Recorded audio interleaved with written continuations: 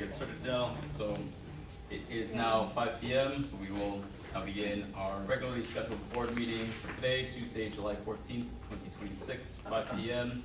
We'll begin with the pledge of allegiance. Pledge allegiance to the flag of the United States of America and to the republic for which it stands, one nation, under God, indivisible, with liberty and justice for all. And Madam Clerk, if you could please call the roll. Trustee Adamowski. Here. Trustee Vivian. Here. Trustee Gavin. Here. Trustee Washington. Here. Supervisor Guerrero. Here. We have a quorum. First on our agenda today, we've got minutes to approve. We actually have 3 separate items under minutes for approval. The first is minutes of our June 23rd, 2026 public meeting, but this is specifically for the public hearings regarding the budget ordinances for both the general town and road district, which were both held on the same day. Any questions specifically regarding this item?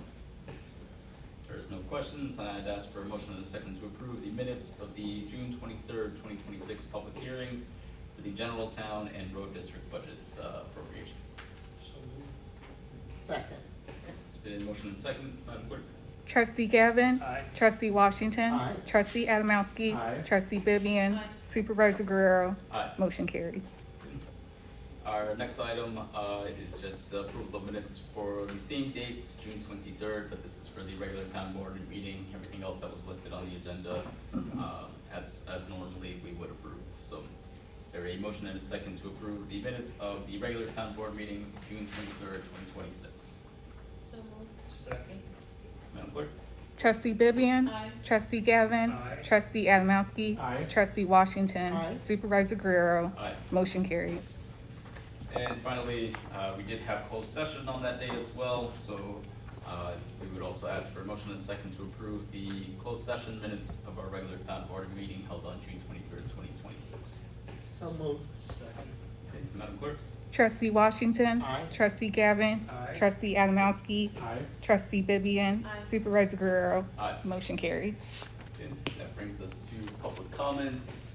I believe we have anyone here for public comments, so we will open and close. And continuing on with items listed under new business. First is a resolution, 2026-13, supporting the Joliet Township Board's review and determination regarding the status of closed session minutes pursuant to section 2.06 of the Illinois Open Meetings Act. In summary, we had under our last closed session, discussed the minutes of previous closed sessions, made determinations about whether or not to release those. That's all been included in the packets. Are there any questions regarding this particular item? If there's no questions, I would ask for a motion and a second to approve resolution 2026-13, reporting Joliet Township Board's review and determination of closed minutes. So moved. Second. Okay, Madam Clerk? Trustee Gavin. Aye. Trustee Vivian. Aye. Trustee Adamowski. Aye. Trustee Washington. Aye. Supervisor Guerrero. Aye. Motion carried. Good. Next, we have resolution number 2026-14, authorizing the amendment of a contractual agreement between Joliet Township and K&E Cleaning Services. This is one of the steps that we've taken to consolidate some of our contractual services, as just ongoing efforts to consolidate our budget. So we will be looking to enter into a contractual agreement with K&E Cleaning Services. This will cover both our main office here at Jefferson, as well as our Forest Park location, and animal control as well. So just looking to kind of, again, consolidate all of our different vendor agreements. And are there any questions regarding this contract? Price. We're taking those steps, every little bit adds up, and as we know, we've been, discussing our budget, at length for the last year or so, so this is just one more step in making sure we keep things balanced. If there are no further questions, then I ask for a motion and a second to approve. So moved. Okay, Madam Clerk? Trustee Gavin. Aye. Trustee Adamowski. Aye. Trustee Vivian. Aye. Trustee Washington. Aye. Supervisor Guerrero. Aye. Motion carried. Next item is resolution number 2026-15, authorizing the execution of a compromise agreement and agreed order resolving tax objection cases 18 TX 251 and 19 TX 56. Just a bit of background context for this. So, over the last few years, we have a handful of tax objection cases that were brought against the township. In essence, we issue a tax levy and we have to use it. So if we don't use that tax levy, if those funds are not committed, it negatively impacts our ratio, which is calculated over, I think it's a 3-year average. So even if you have 1 year that's off, that's not too bad. But if we're consistently issuing a tax levy and then not committing those funds, someone can bring forth a case saying, why even bother? Why did you even bother to tax the public body if you weren't going to commit those funds? So we have a few different years of cases that have been ongoing in court. We have finally come to an agreement. So we're looking to settle on these two particular instances. And the attorney that has brought them forth has essentially agreed to rescind every other objection if we were able to settle these two. So we're going from, I think it was about $700,000 that they were looking for in damages, and this will be settled for I don't have the exact number, but I think it's about 50. It was about 15,000. 13,039.37. It's page 1 of 4. Yes. So. Yeah, so it was, looks like originally it was 129,902 and 182,301 some pennies, and then the settlement was 13,824 and 39.37. Yeah, and so if you consider that the additional savings from all of the other cases that will then be withdrawn, we're looking at very considerable savings from agreeing to the settlement. So, if anybody has any objections or any questions regarding the specifics, really, I don't think that we're going to get a better deal than this. It could be a lot worse. Yeah. Yeah. It could be a lot worse. So, good. Then I'd ask for a motion and a second to approve resolution number 2026-15, authorizing the execution of a compromise agreement resolving tax objection cases. So moved. Second. Okay, it's been motion and second. Madam Clerk? Trustee Gavin. Aye. Trustee Vivian. Aye. Trustee Adamowski. Aye. Trustee Washington. Supervisor Guerrero. Aye. Motion carried. Last item under new business, ordinance number 424-2026, ratifying amendments to an agreement between Joliet Township and PACE for public transportation services. Again, just a little bit of background context for this one. So we, keep in communication with our representative from PACE to ensure that our program is meeting all of the requirements, that we're in compliance. But we also recently took a virtual meeting with representatives from the Federal Transit Authority, and there were some things we had to correct. Namely, as it stood at the time, our website, our program description read that the service was available to Joliet Township residents. They took some issue with the specific language, and so there are criteria that we can apply for a public transportation service, and then there's some things that we cannot apply that they feel would define it as not a public service. We have since made those changes to our language. After speaking with them, I think it really was just kind of a difference in interpretation of the specific language. They agreed that functionally, we were providing a public transportation service, but really just kind of took issue with some of the specific language that we had included. So we've made those revisions. We also then entered into some, or intended to ratify these amendments with our agreement for PACE to keep those all aligned, so that we're fully in compliance with both the requirements from the FDA and also the requirements from PACE. Normally, you know, we would just enter into the amendment, and we would just sign off on those, but because it is kind of altering the scope of what the program is, we wanted to make sure that we brought that for the board. Does anybody have specific questions on what these changes would be or how they might impact our service? Yeah, so we'll be able to continue offering the same service, not really any changes to the day-to-day operations or how the public would really engage with it. Registration will still be the same. We'll still be, you know, using the same software, everything else. We're just kind of redefining what are the boundaries of our service area, and eliminating some language that they thought was prohibitive, so that we're now fully in compliance with the FDA standards.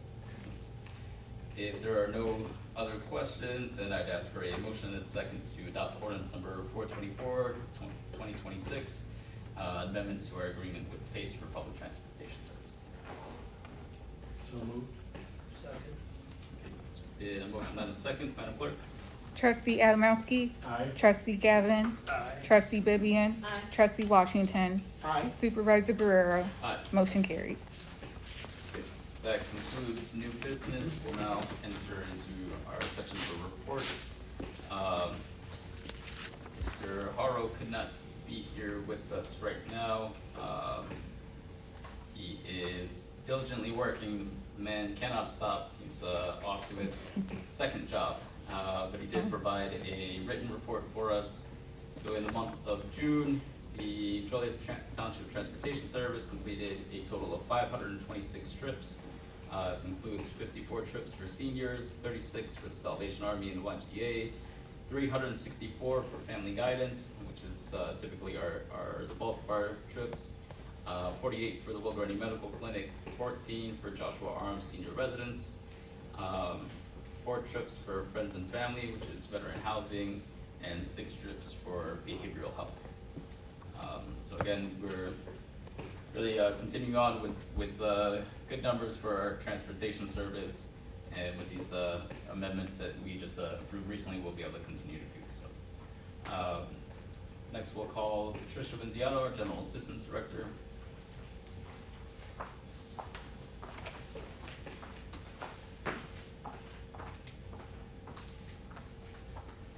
So Alejandra attended the Senior Fury event at Help at Home, and then also the Catholic Charities Head Start recruitment event. She provided flyers for the various services provided at the township. Our final Liking event is scheduled for tomorrow. It'll be here from 9 a.m. until 1 p.m. And GA has been fairly quiet, so Alejandra and I have been working on boxing up files that are eligible for shredding due to the age of the documents. Other than that, it's just business as usual. Thank you. All right. Patricia, if I can have your report. Thank you. And we'll ask for Whitney Miguel, our Animal Control Director.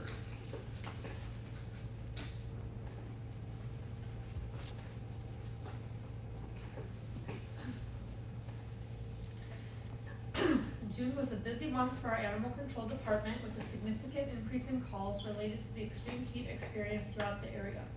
Our team responded to numerous reports of animals in distress and proudly rescued multiple dogs that have been left in hot vehicles or outdoors without adequate shade or access to water. Despite the increased call volume, our staff worked diligently to ensure timely responses while continuing to provide quality care for the animals in our custody. On June 24th, we held a volunteer orientation that reached full capacity with new volunteers eager to assist our department. We have seen a noticeable increase in community members interested in volunteering this summer, allowing more dogs to spend time outside of their kennels for exercise and enrichment. Due to the continued growth of our volunteer program, we will be transitioning from quarterly volunteer orientations to monthly orientations to better accommodate the increased interest and support from our community. Additionally, the department successfully completed the renewal of our Illinois Department of Agricultural license, ensuring continued compliance with state regulations and allowing us to maintain our animal shelter operations without interruption. Any questions? Just with regards to, heat warnings, so if we're out and about, we see a dog in a locked vehicle, or even just outside that is clearly showing signs of, heat stress, what should we call 911? Should we be calling animal control directly? What's the best course of You action? can do either one. So 911 is going to respond immediately and also let us know, and we'll go there as well. Or you can call us and we will let GPD or Presto, whoever we're covering, let them know, and they will send a squad to meet us there too. So we kind of go hand in hand with that. Both will be on scene for a hot car animal. Thank you. Yep. Thank you. Okay. Mr. Diaz is out sick today, so we'll have Vince Alessio, our highway commissioner.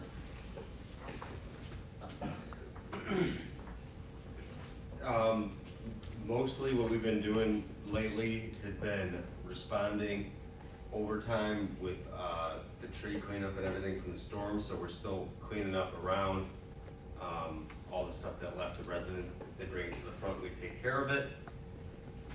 So we've been doing that nonstop, not on an overtime basis, overtime in terms of the emergency basis, if we have to clear a road or whatever. But we've been doing the cleanup for now 2 weeks on standard work hours. Just a note about that, we get a lot of people, understandably, who, they see us out there cleaning up all the debris on the curb and everything, and what begins to become difficult is that what happens is we've already cleaned up that area and then people bring stuff to the curb.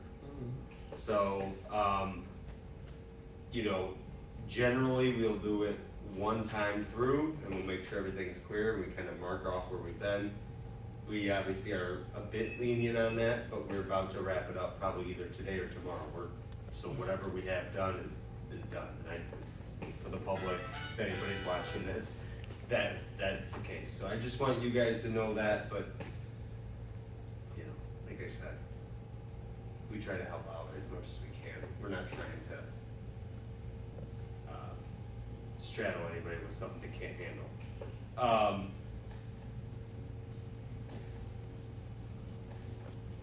We will be doing a bid at least some point coming up here soon for salt prior to the season.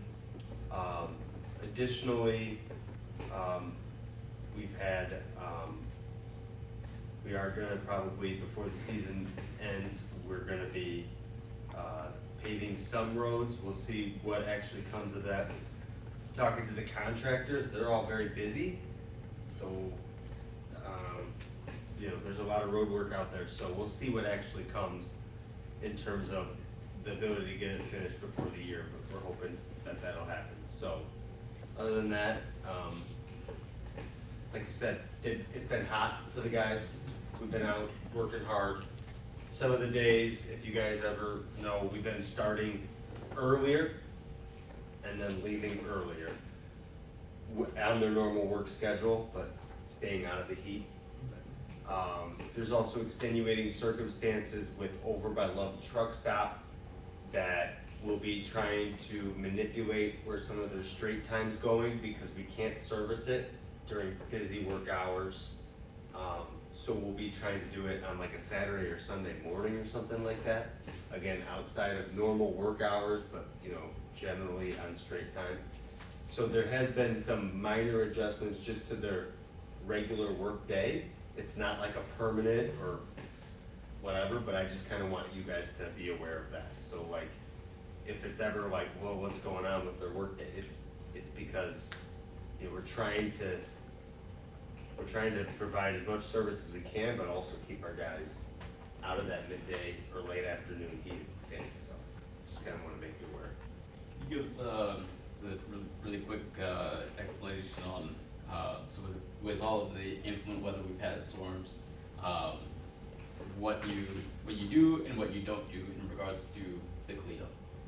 Yep, so we will, inclement weather, when we'll come out on an emergency basis is road clearance. So if something's obstructing the road or something like that, we'll come out and we'll clear the road. Then following that, which is, there's not really an exact definition, but if it's a bad storm where there's a bunch of limbs out that people are bringing to the curb and it's bad and it's a common thing, we will go around and we will collect the curbside, lawn, whatever, tree limbs and everything from that storm. It doesn't have to be involved in road clearance, we'll just take it. We will do, like, okay, so if it's a parked car, okay, and it's not blocking the road, but it's on somebody's car or something like that. What we try to do is, we will go and we'll clear that, but we'll do that on straight time, not on an emergency basis, on overtime, right? So, if a tree falls and blocks a road, we're out, we'll be there until that road's opened up. No matter time, place, whatever, we're there. If there's a tree down on the parkway, on people's property, and it's not blocking the road, foreman will go out, we'll make a judgment, we try to then service that on straight time. So we may wait, but we'll get to it. So, any other questions about that? maybe I'm leaving something out, I don't know. I just know Yeah. people ask me. And Okay. Yes. No, yeah, for sure, yeah, like I said, we generally clean up everything, that people will bring to the curb. Anything on people's private property is not ours. They have to handle it. Anything,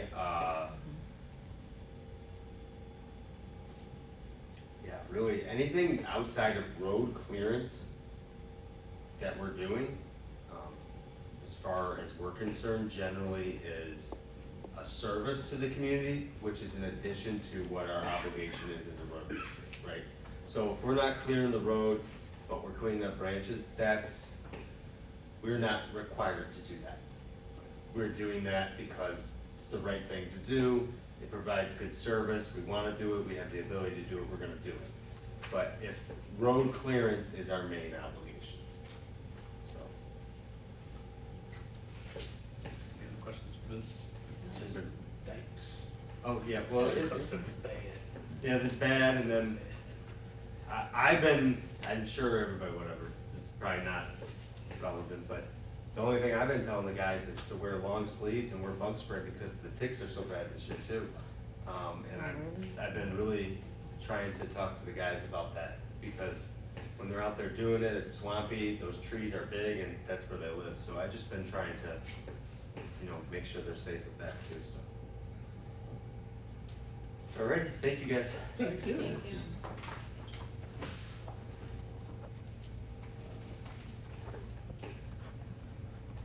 Mr. Brancheski's not here today, so we'll have Tyler Chucklow, our Violence Prevention Community Convener. Good evening, everybody. Good evening. I want to start by thanking you guys for the proclamation last month and for the great work for firearm violence that we talked about last month. I was unfortunately not able to be here for the meeting as I was off at Governor State for a meeting at that time.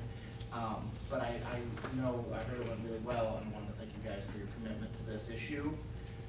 In terms of this past month, the primary thing that we've been working on is some administrative reviews. We had a visit from the Illinois Department of, from IDHS to kind of just oversee some of our things, some of our applications, double check things are in compliance. And then we also have an administrative review that we are still also undergoing for the grant.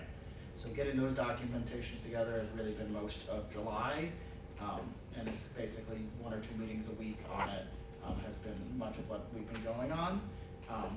We just filed our paperwork earlier this week for the past quarter, so our grant gave out a little over $50,000 for victims.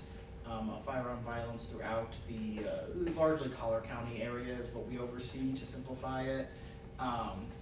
So that was really great. I believe it was for a total of 13 families that received aid for up to, I want to say, 24 expenses individually. So things like ComEd, NICOR, rent, food were some of our primary expenses, as well as some medical bills as well. We are working now to keep kind of moving along. We've been really excited to see how our flex fund process and getting actual money to victims has gone.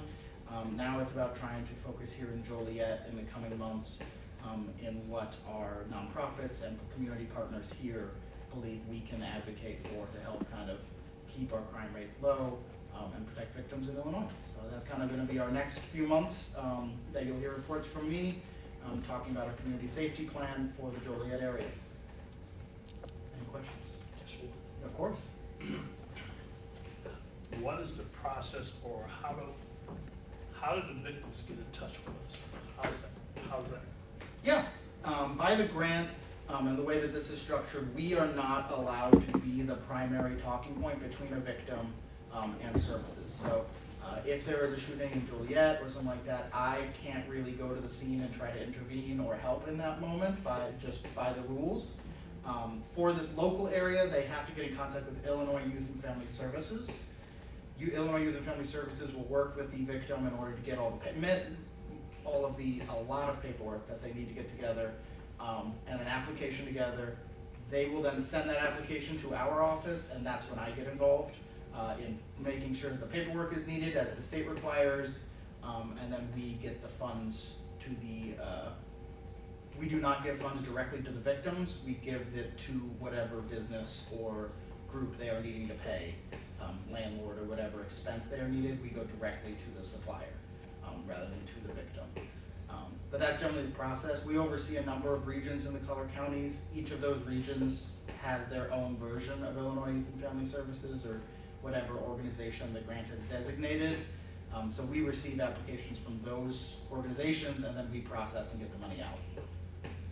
So how does a family or a victim know about Illinois Youth and Family Services? How do they know it's available? Yeah, ideally, Illinois Youth and Family Services is reaching out to the victim after hearing about the incident, getting in contact with them.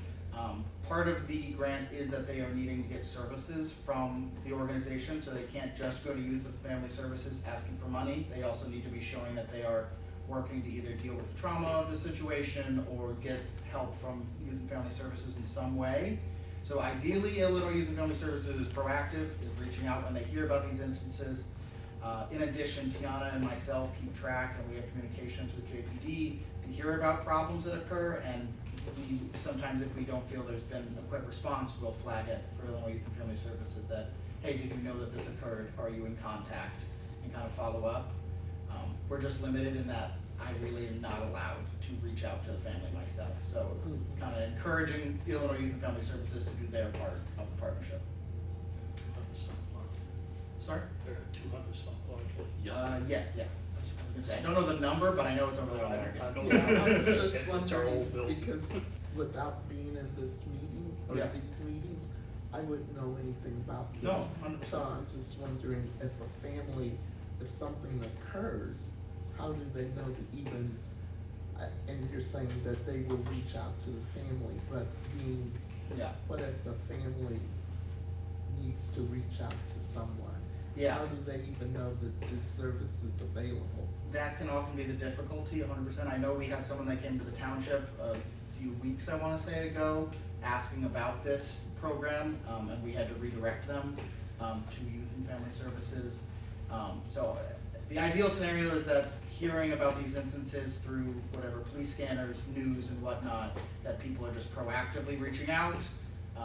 Ideally, those families that do somehow get missed are getting services somewhere who are referring each other around. So I know I make sure to attend the community care meetings that the fire department holds about clients that are in need of assistance and may not know where to turn. So I do make sure to attend those to see if anybody is falling through the cracks. But that's the process as the grant kind of requires me to fill too. So we don't have anybody coming to bring them over and then I'll take care of too? Yeah, if there are people who you know are victims of firearm violence, please send them over to Illinois Youth and Family Services. They know the rules and what makes people qualified. I don't wanna get into like the nuance of makes people qualified right now because it can be a very kind of case-by-case situation. But in general, if someone's been victimized by firearm and a firearm was fired in the process of that crime, they should be eligible in some way, and our job is to refer them around to whatever services they can get. And do they also have translation if needed? Sorry? Do they also have translation? Yes, if they- needed? Yes. Yeah. Do they get referrals from the state's attorney's office? Do you know? I do not know Okay. directly myself.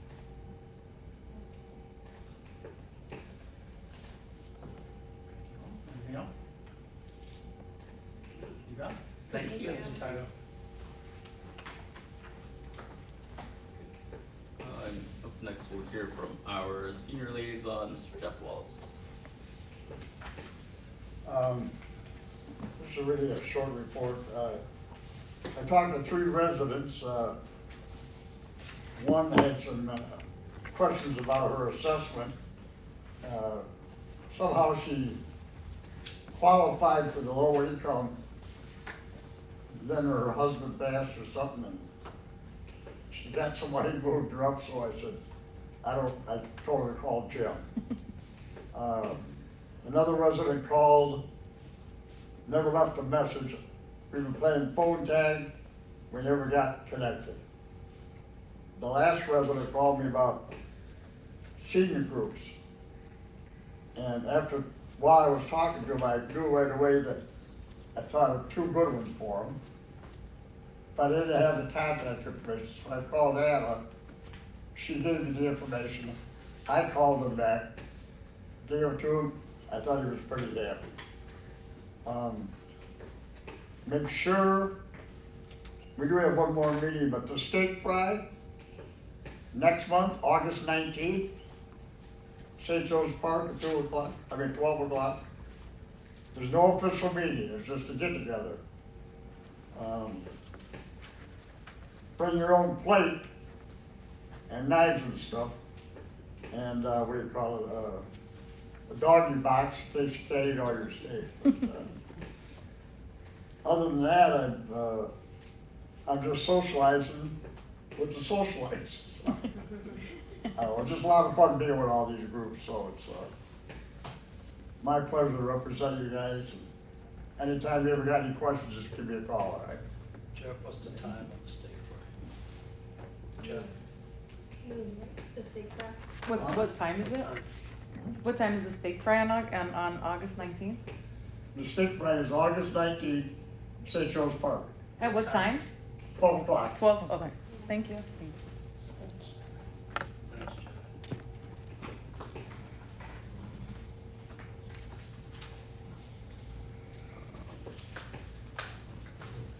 Now, we'll hear from our township clerk, Kimber Lanfair.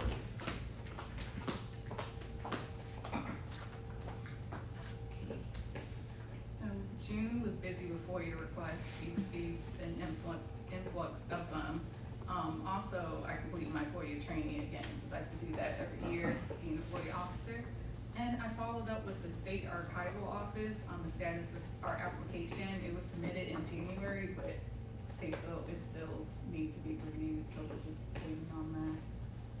And then also in June, I worked on the proclamations and sending out the invitations to the local community groups and organizations whose work aligned with the proclamations that you guys saw in the last meeting. And then lastly, the annual budgets were filed on time. I did that after the day of the board meeting with the county clerk's office. That's all for my report. But any questions? No. Thank you. Thank you. Thank you.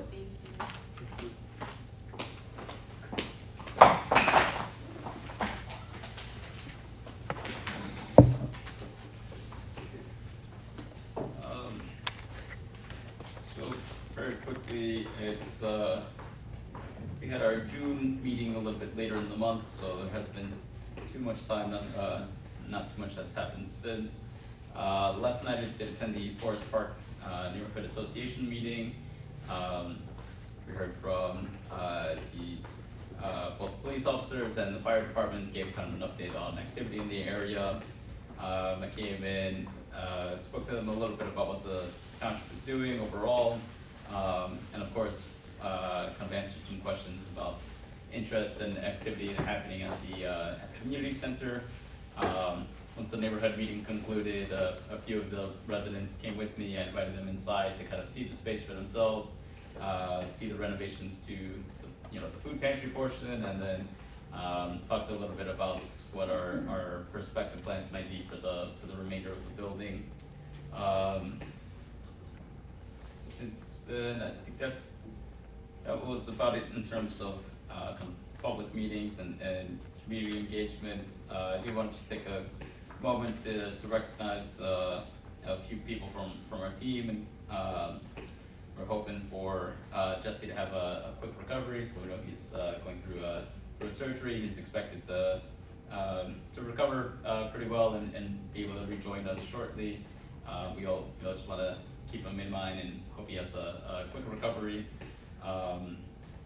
And would like to also take a moment just to recognize one of our trustees, Quinn Adamowski, who is to be inducted into the Joliet Hall of Pride. So, I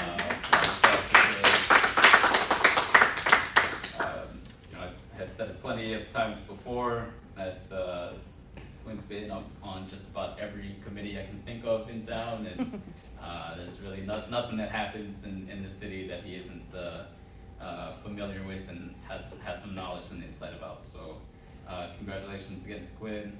And I know Archie had shared with some of us previously, a family member who's also going through a bit of a health concern. I don't know if you'd like to. Malachi is doing well after brain surgery. It's been a tough battle for about 6 weeks. I just got a text from his mom that I was sharing with Betty, but it's gonna take me about 10 minutes to read it, because I haven't had an update since about last Wednesday. But he's up at Loyola, and trying to get him well enough to get him home, and appreciate everybody's prayers. He's a pretty strong 29-year-old. It's been through for 6 weeks, so, but thanks for your prayers. Yep. Well, be sure to keep him in mind and be thinking of you and your family and son. Other than that, it's been relatively quiet, and it's tough to come back to a 90-degree heat wave after being in San Diego for a few days, where it is a constant 72 degrees all day, every day. But glad to be back in Joliet and back to work. So.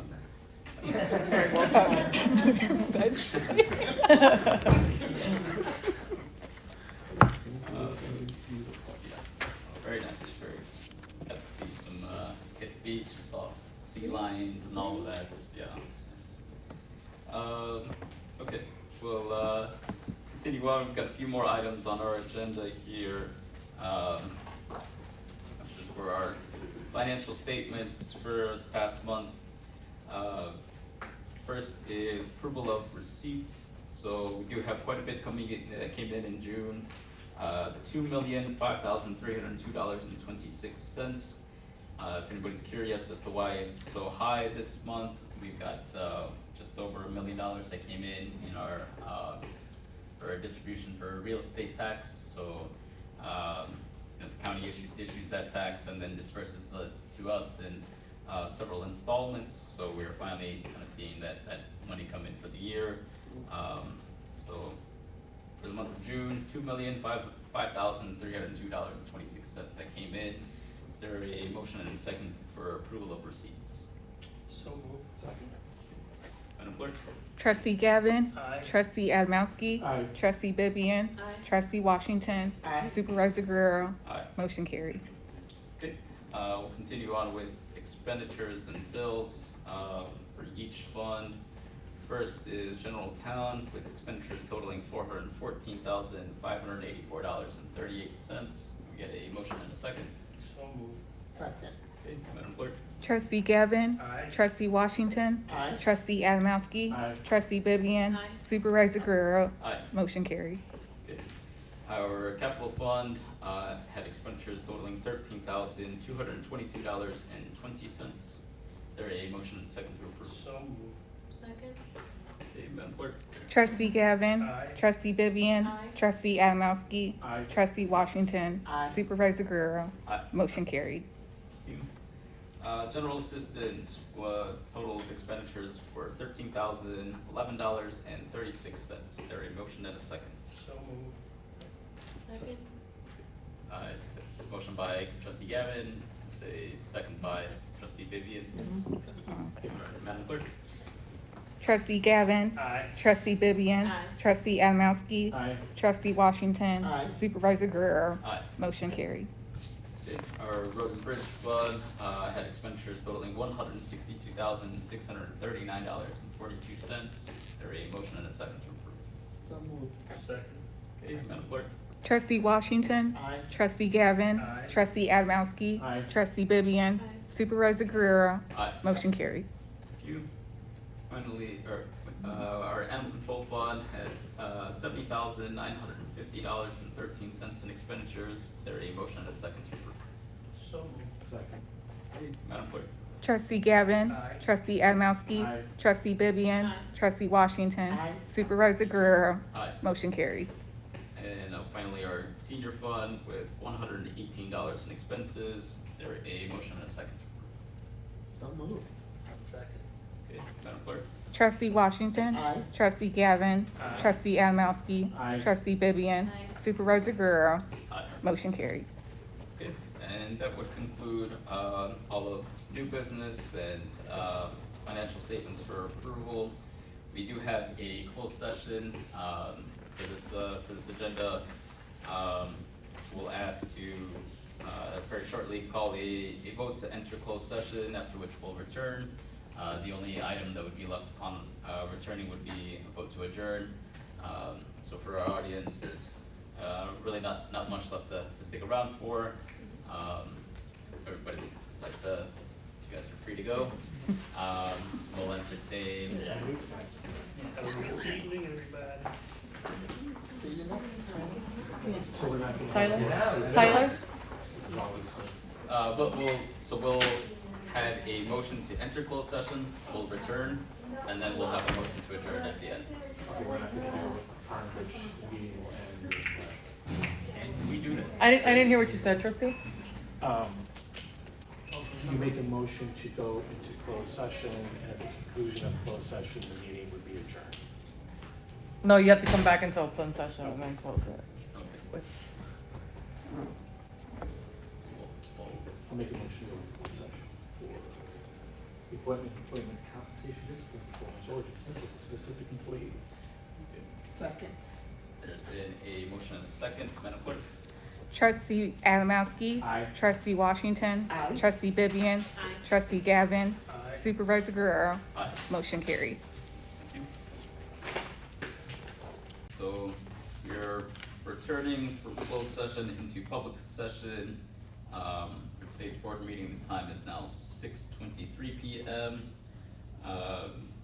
We have already previously concluded all of the voting items listed on our agenda, including minutes, new business, and approval of receipts and expenditures. So having concluded our closed session, all that is left is a motion and a second to adjourn. So, second. Okay, that's a motion by trustee Adamowski and a second by trustee Washington. Madam Clerk? Trustee Adamowski. Aye. Trustee Washington. Aye. Trustee Vivian. Aye. Trustee Gavin. Aye. Supervisor Guerrero. Aye. Motion carried.